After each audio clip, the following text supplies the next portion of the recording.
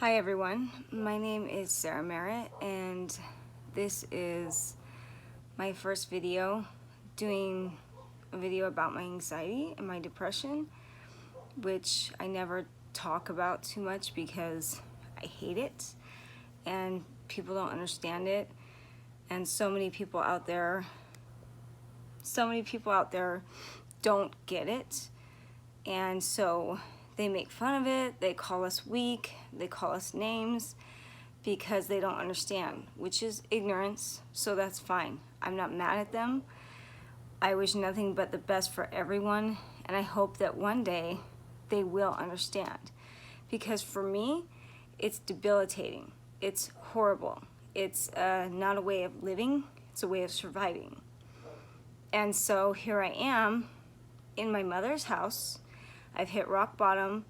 I've come back to live with her, stay here, and try and get better. I was in an abusive relationship. I've had a lot of stressful things happen.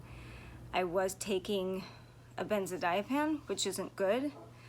The doctors seem to want to give you benzodiazepines because they're a quick fix, but it's a Band-Aid.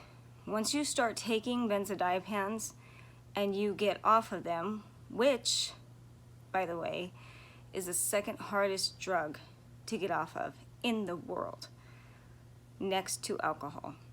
So if you can get off of them without dying, it just hits you full force, and it hits you worse than it was hitting you before you took the medication. It's scary, it's dangerous, it can kill you when you get off of them. It can cause a lot of things like seizures and everything else if you don't do it the right way. And once you're off, you're not free yet. You still have weeks, months, maybe years to get through your anxiety and your panic. And some people never ever get better from that, and some get better, but it's more than likely that they're going to have anxiety and panic attacks throughout their whole life. They just have to manage it better. So anyways, this is my video. I just want to bring awareness to this difficult thing that we go through in life, and I want to say that there is hope. There has to be hope, because the human nature is so strong in us, in each and every one of us, that survival is something that we do without, subconsciously. We do it every day. And panic is when that survival mode is being at risk, when nothing is really there to make us freak out, but we freak out anyway. Why? Because our panic is way higher than other people's. So let's say, we go outside, just something as small as going outside, and we see our neighbor is out, and we're thinking, oh my God, I'm gonna have to look at them. Oh my God, I'm gonna have to say hello. What if they wanna talk? I can't handle that. So I run back inside, and guess what? I panicked. Why? Then when you stop and think about, why did I panic about meeting my neighbor? You think how stupid it is, I'm sure that when we were all younger, there was a boy in school that was really gorgeous, and if he looked your way, you would look away real quick, or you would try and hide because you panicked at the moment. You didn't know, you weren't prepared.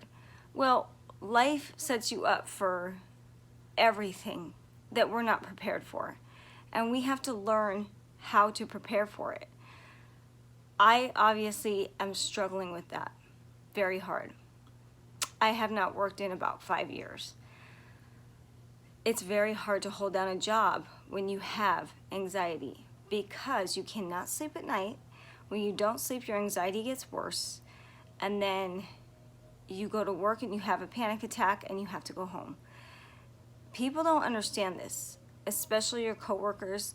They look at you because you don't want them to know. So they look at you when you're having an anxiety attack and what's wrong with that person? Because out of everything, the worst thing for us is to let people know about our illness, because to us, it's embarrassing and we don't understand it 100%. So how do we expect others to understand what we don't, And I get it. because I used to be that way with everything. Am I still that way? Of course. I still have my anxiety really bad right now, actually. It just hit me full force because I got off a benzodiazepine. When you get off a benzodiazepine, hello, anxiety, it's here to stay. You feel like it's never gonna go away. You know, going to sleep at night is hard for me. Getting up in the morning is the worst time of the day for me because of my anxiety. And I have a child to take care of, which, by the way, he's coming downstairs right now, listening to rock. Hi, honey, I'm recording. Do you want to say hello? No. He doesn't want to say hi. That's okay. We'll just go over here so you guys can hear me.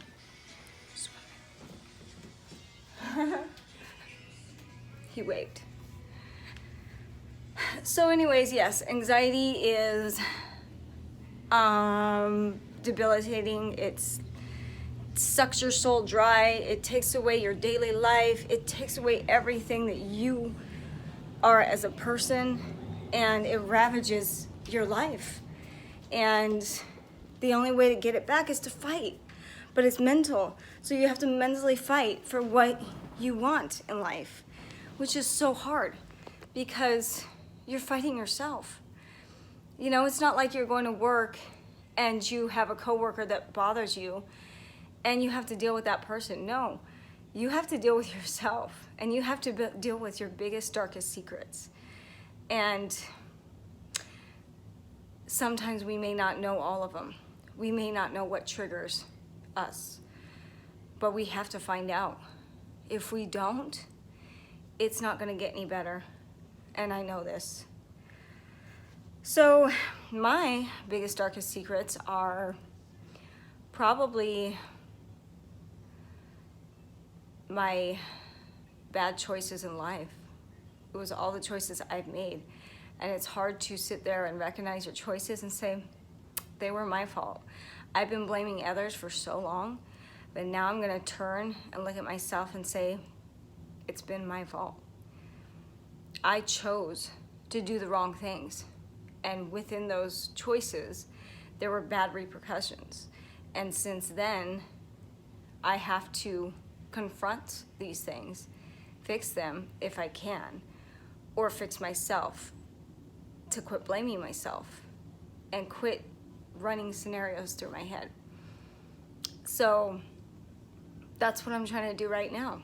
And getting off my medication makes those things come to the surface. And so I'm trying to do that right now. And so this is my routine during the day. I wake up in the morning and I exercise. I do cardio for a half hour, and I exercise about a half hour or an hour after that.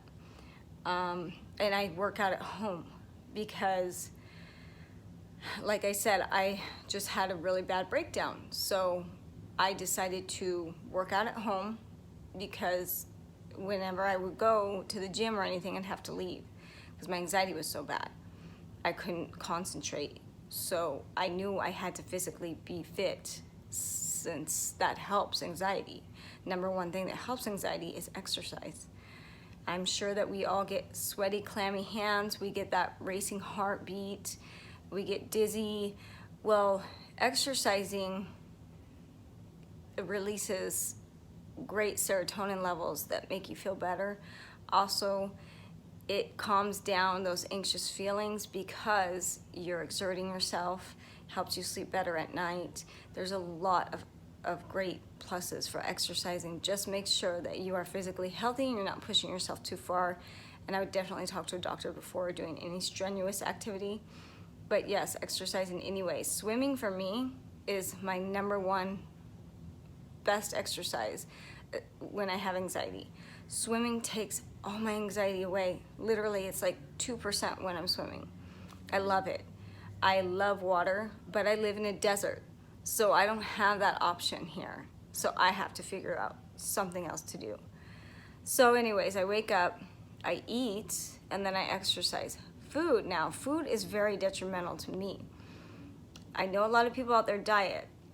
I know we all want to lose weight, but to me, food gives me energy, It makes me feel better because when I have an empty stomach, I start getting anxious. So I eat because I don't want to feel anxious.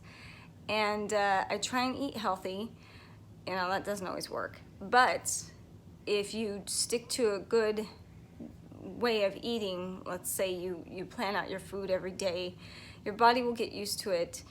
And I mean, I think we all know when we're eating really bad. I think it's pretty obvious. Let's not put ourselves in denial here and say, oh, well, these Doritos are corn, they're fine. No, they're not. Okay, so let's just eat healthy, because the more gunk you put in your body, the worse you're gonna feel physically, and then you're gonna have worse anxiety. That's why people that tend to gain weight and be overweight have more depression than people that are physically fit. It is a scientific fact. I know a lot of people are gonna be like, what? That's not true. Take that off of there, you know, you're lying. Well, I'm not, and it's true. So, you know, check the statistics, it's true. Science doesn't lie, people, okay? Well, at least physics, law, it doesn't lie, okay? So, yeah, it's true. Anyways, stay healthy, exercise, and try to keep busy during the day. If you don't have a goal in life, it will take you and it will devour you and eat you alive. You have to set goals, because if you don't have a goal, no matter if you can do them or not, set them anyway. Try to do them. And if you can't, try next time. But keep trying. Don't give up. You will fail. You will fail, and you will have anxiety attacks, and you will not feel good.